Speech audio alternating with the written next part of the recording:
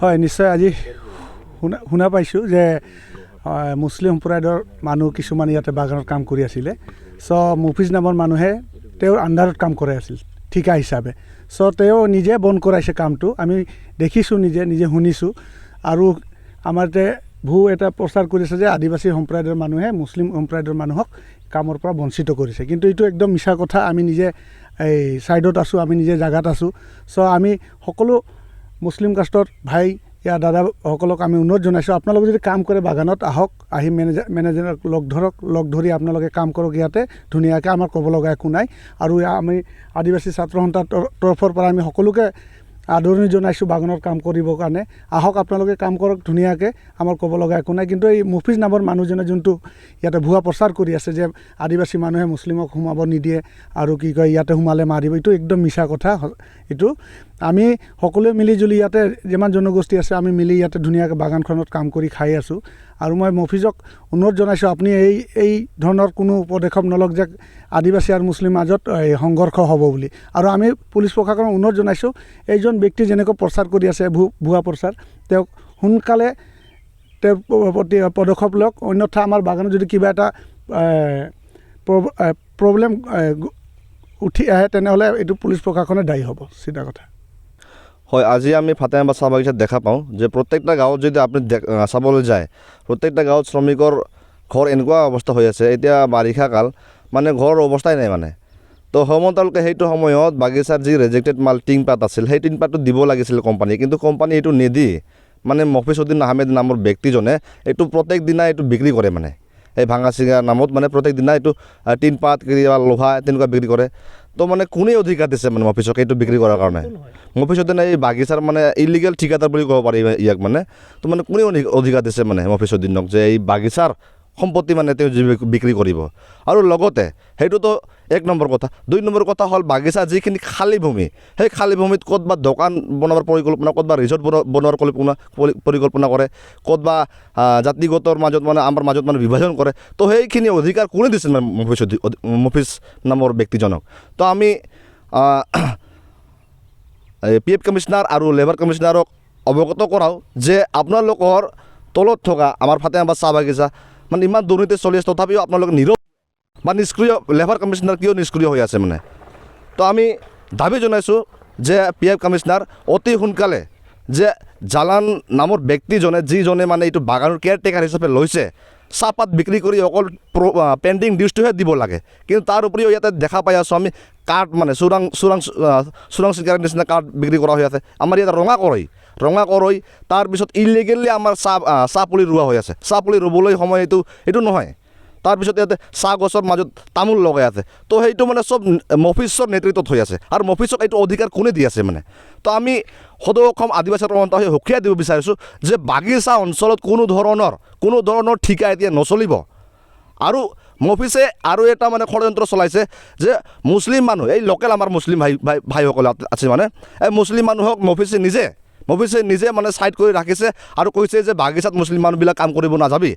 যদি বাগিচাত যদি কাম কৰিবলৈ যায় তেনেহ'লে বাগিচাত মানুহে মাৰিব তো এতিয়া মুছলিম মানুহৰ সমাজত এনেকুৱা এটা মানে পৰিৱেশ সৃষ্টি হৈছে যে আদিবাসী সম্প্ৰদায় আৰু মুছলিম সম্প্ৰদায়ৰ মাজত এটা সংঘাত হোৱাৰ মানে কি পৰিকল্পনা সৃষ্টি তেনেকুৱা মানে মফিজউদ্দিনে মানে ষড়যন্ত্ৰ চলাই আছে তো মই আহ্বান জনাব বিচাৰিছোঁ সেইসকল শ্ৰমিকক যে আপোনালোকে যদি কাম লাগে তো কোম্পানীৰ আণ্ডাৰত কাম কৰক কিন্তু ঠিকাদাৰৰ আণ্ডাৰত কাম নহয় আৰু লগতে যদি বাগিচাখন চলাব নোৱাৰে আৰু এনেকুৱা দুৰ্নীতি কৰি যায় জালান যদি তেনেহ'লে বাগিচাটো এৰি দিয়ক আৰু বাগিচাত যিখিনি পুৰণি পেইণ্টিং আছিল সেইটো যদি নিদিয়াকৈ যদি জালানে যদি বাগিচা এৰি দিয়ে তেনেহ'লে আমি সদৌ অসম আদিবাসী সন্থা হৈ দাবী জনাইছোঁ যে অসম চৰকাৰে অতি শীঘ্ৰে মানে জালান নামৰ ব্যক্তিজনক এৰেষ্ট কৰিব লাগে আমি সেইদিনা হাতীলুটে ধৰিছিলোঁ যে মফিজউদ্দিন আহমেদৰ নামত যি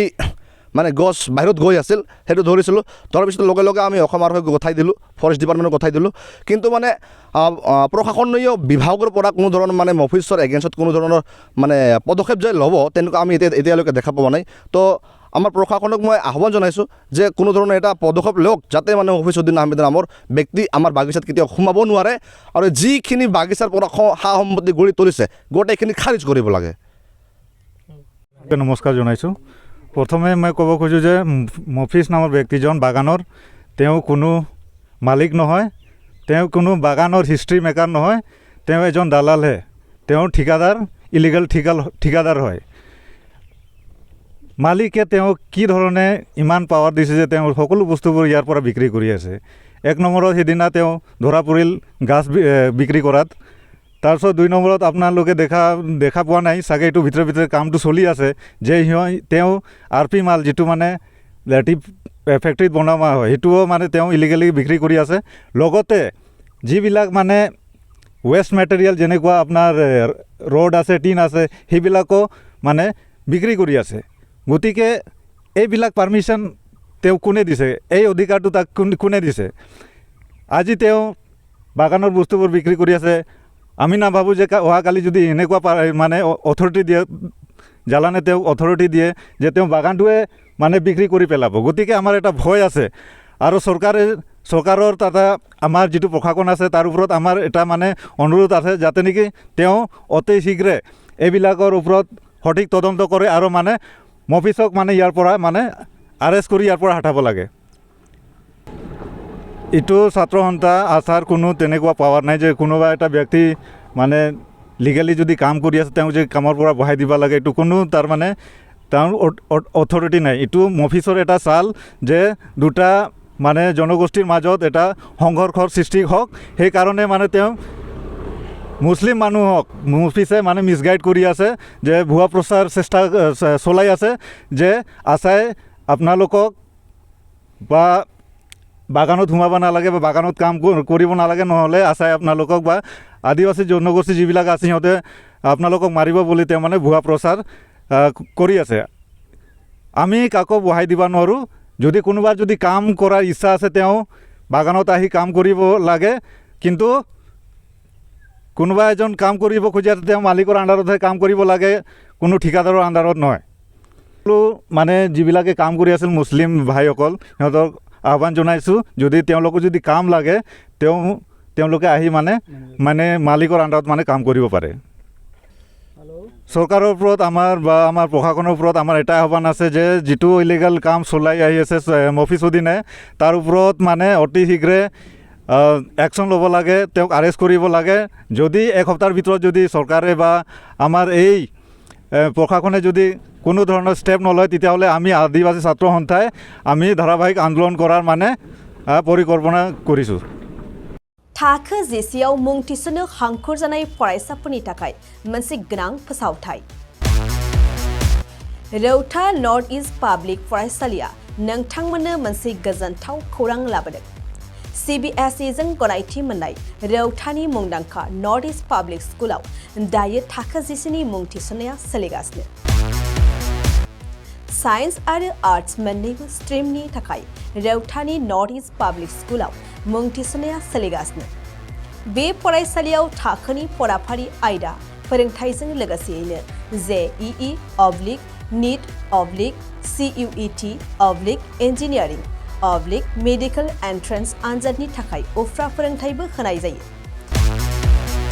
बे फरायसालियाव बिजाब बाख्रि, फरायसाफोरनि थाखाय हस्टेल आरो गेलेनाय, मोसानाय बायदि बायदि केरिकुलार एक्टिभिटिसनि सुबिदा दं। गोसो गुदुं फरायसाफोरा दिनैनो दानो नैबे मबाइल नम्बर 8638605769 नङाब्ला 9435184298 आव थोंजों सोलाद लानो हागोन।